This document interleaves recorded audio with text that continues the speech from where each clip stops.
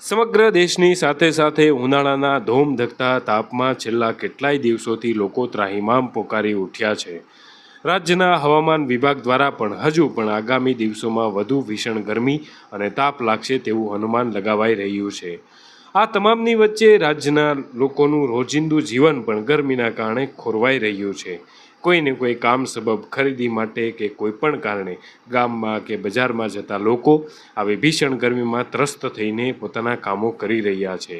ત્યારે અત્યાર સુધીમાં અનેકવાર રાજ્યની અનેક સામાજિક સંસ્થાઓ પોતાની રીતે લોકોને આવી ભીષણ ગરમીમાંથી રાહત મળી રહે તે માટે ઠંડા પીણા સહિતની સેવાકીય કામગીરી કરવામાં આવી રહી છે। ત્યારે રાજકોટ વોર્ડ નંબર 14ના કોર્પોરેટર એવા નિલેશભાઈ ઝલુ દ્વારા આજરોજ રાજકોટ શહેરની બજારોમાં લોકોના પેટના કોઠા ઠારવાના હેતુથી છાશ વિતરણ કરવામાં આવ્યું હતું। નિલેશભાઈ ઝલુ અને તેમની સમગ્ર ટીમ દ્વારા 6000 લોકોને છાશ વિતરણ કરી અને સેવાકીય કામગીરી કરવામાં આવી હતી। અને બે મુખ્ય પોઈન્ટ જે હોય છે, મુખ્ય ચોક હોય છે, તેમાં અમે 150 કિલો ઘોરવું એની આજે 3-3000 ગ્લાસ છાશ થાય છે અને એ અમે રોજ વિતરણ કરીએ છીએ।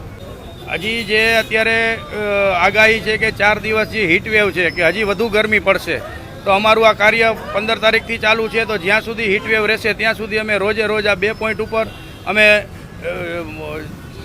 ઉપર અમે વિતરણ કરી છે। અત્યાર સુધીમાં 30થી 32 હજાર લોકોએ લાભ લીધો છે। એક કાર્ટૂનમાં અમારે 6000 ગ્લાસ આવે છે।